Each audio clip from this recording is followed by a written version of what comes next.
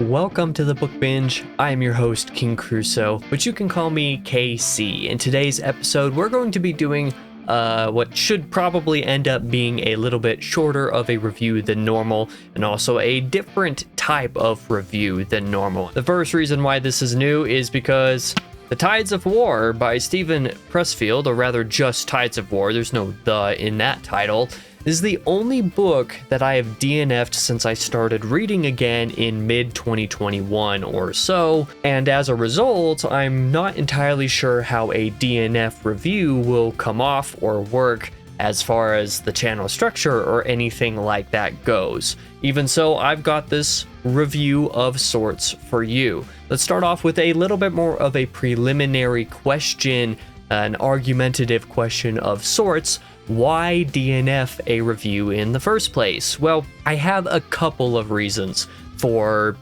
more or less justifying this decision. The first is that I think that my experience with what I read is at least somewhat worth shouting out as someone who reviews all of the books he reads. I think that reviewing to some degree the one book that I didn't finish has some sort of merit to some degree. That might be a little bit more of an egotistical angle, but in the end I do think it matters in a sort of way that I actually talk about the book that I didn't finish rather than just kind of let it exist how it is and people just be completely unaware that I've talked about it. And the other reason is because there are some other things that I've either put on pause or taken a long time to return to for one reason or another that haven't been outright DNFs, and this is the first time Tides of War is where I actually just gave in and said, no, this is just a DNF. I don't think I'm ever going to return to it, no matter how many times I tell myself I will. If you don't know my history with this, I actually first tried reading Tides of War in, September of 2022, if I'm not mistaken. So it's been a decent bit over 2 years at this point since I tried reading it. I believe I got around 90 or so pages in, maybe not quite that much even. It was basically starting book 3, and there was when I kind of put it on pause, was like, something about this isn't working for me. I'm going to put it on pause and come back to it at some unspecified time in the future. And no matter how many times I said I would get back to it, I never did. And I eventually had to accept that I wouldn't. And that was when I reviewed the book to some degree, like I did on Goodreads, when I finally just said, no, this isn't just on pause, this is an actual DNF. Keep in mind, however, as we continue into the body of this review, that this is obviously just my opinion, first of all, but secondly, that this isn't necessarily an indictment on the book itself. I'm not going to say that Tides of War is awful or horrific or everybody should DNF this book. I'm still going to try to cover the book on merits relatively similar to how I would in any other review, just kind of give my take on it as somebody who didn't finish and in fact didn't get horribly far into it. So yeah, let's get on with the review like normal with the good. And in fact, even though I did DNF this book, there is one thing that I still remember even over 2 years later about Tides of War that I enjoyed so much. In fact, I'm fairly certain it was chapter 5 of the book that was fantastic. I don't 100% remember specifically what happened, but I remember coming out of that chapter and that chapter being the moment of, this is what I like from the book. This is what I want the book to be. I want more of this. That chapter was fantastic. I do remember it, in fact, being great. It was what I felt like I wanted it to be leading up to that point, and it was also what I wanted it to be after that point too, which is kind of the unfortunate twist to this story, and as a result, kind of where we head into the bad. Obviously, there's maybe a couple of things that I would like about the book if I were to continue it or finish it, or things that I didn't quite experience, such as what is on the blurb of this cover, where it says Pressfield's battlefield scenes rank with the most convincing ever written. Maybe if I got to said battle scenes in this book or something along those lines, more of the meat and potatoes of the story of Alcibiades and the Peloponnesian War, maybe there are some things that I would have enjoyed coming up upon that material in the book, but getting to that material was a little bit of the struggle for me. So let's actually move into the bad here and say that the main reason why I bounced off the book personally was because the storytelling model and the structure of this book did not click for me when I was giving it a try. It obviously advertises itself as being a tale of Alcibiades and therefore the Peloponnesian War with that character. The framing device is a lot more complicated than that. It starts off with the first 3 chapters or something like that, maybe even the first 4 chapters, displaying for you essentially what is the frame narrative, and that is a kid recounting his grandfather's recounting of thus another character's recounting of the story of Alcibiades. So there's multiple layers to this tale, and it's not just, being out in the character's head and covering the content, and it's also not just a character recounting the story for somebody else. There's multiple layers of recounting, which in concept I could see being cool. I actually kind of like the idea, saying it out loud right now, of a character recounting what a family member told them of a story that they heard from somebody else. That in and of itself isn't necessarily a bad framing device, but I don't think it was the right pick for this book, or at least definitely not for the time that I tried to read it. While the structure could serve some purpose in that way, like I said, I don't think it's an awful intent behind this framing device.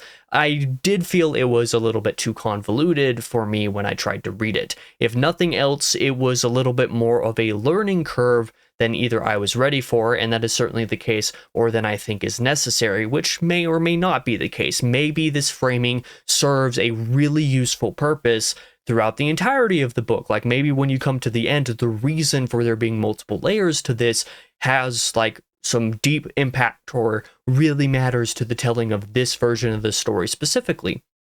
I'm definitely not counting out the possibility that that's the case.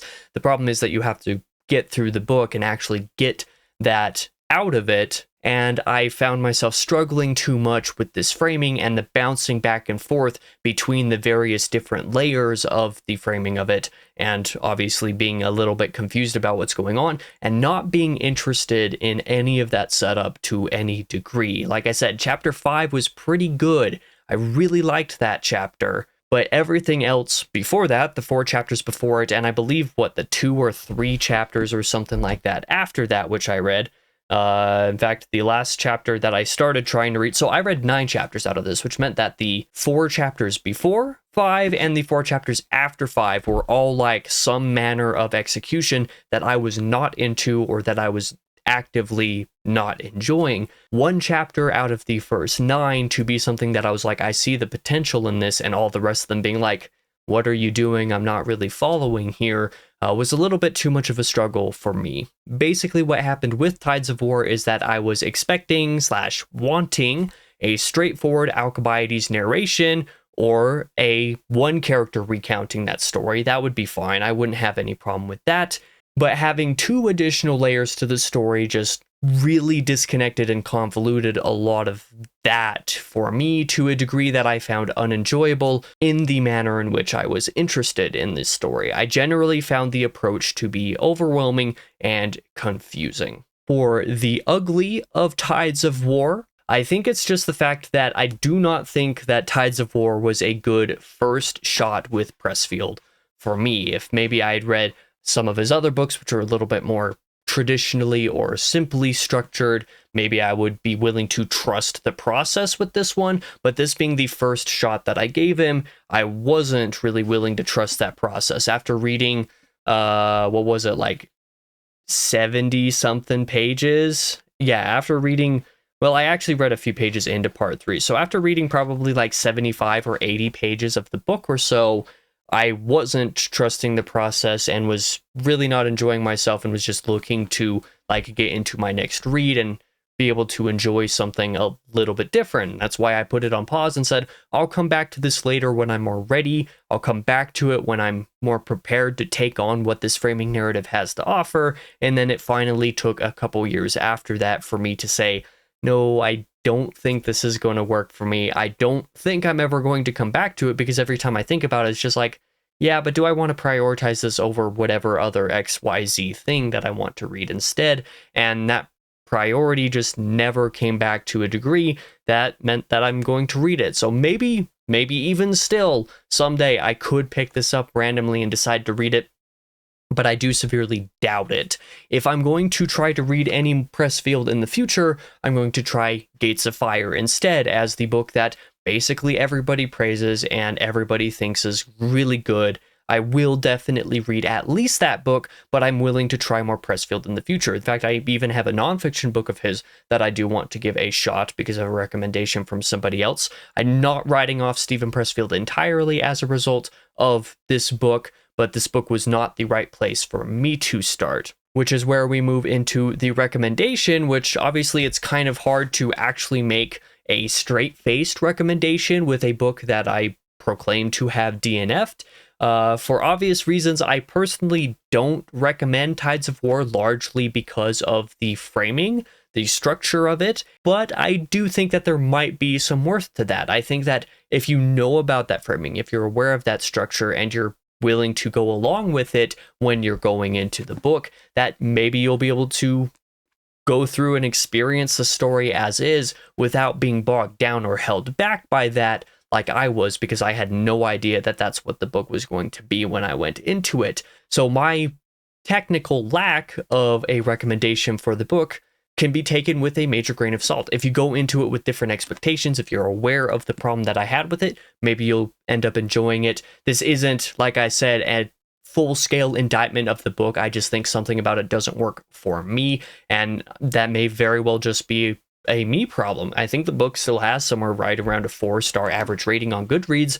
That's a pretty good average star rating. But I will say, however, I say that it still has a good average rating. There's at least one review that I remember seeing specifically that got to the exact same place in the book as I did, DNFing at the exact same spot for pretty much the exact same reason. So I know I'm not entirely alone in feeling the way that I did about this. Very interesting to see that kind of thing happen, but who knows? Maybe I'm wrong. Maybe this just doesn't work for me, and maybe this is for a completely different audience. Maybe I would enjoy it now if I were to try reading it now going into it, but as for the memory that I have of trying this, of giving it a shot a couple of years back, it unfortunately isn't for me. But again, if there's one key takeaway that you're going to get from this video, it's not just my recommendation or lack thereof, or my personal experience and thoughts on Tides of War. It's that don't be worried that I'm never going to read Pressfield, or that I'm never going to touch another Pressfield book in the future, because I do want to try a couple other Pressfield books. In spite of my experience with this, I think this was just the wrong starting place for me. So yeah, that is the review. It turns out this video is not very short like I thought it would end up being. I used plenty of words to try to justify my thoughts and to try to explain why I felt the way that I did without being inflammatory. I don't think that the book is inherently bad. I just think the framing isn't for me. And those are two completely different sentiments to feel between saying this book is garbage versus I don't know, there was something about this that didn't click with my tastes, and that's unfortunate kind of opinion. Those are two very different things, so don't take my opinion too wrong. I hope that because of my justifications, because of the way that I was able to explain that this review, despite being for a DNF'd book, justifies itself. So either way, I appreciate you for watching if you did, and especially for considering my opinion, despite the title even saying DNF in it that I was reviewing the book about.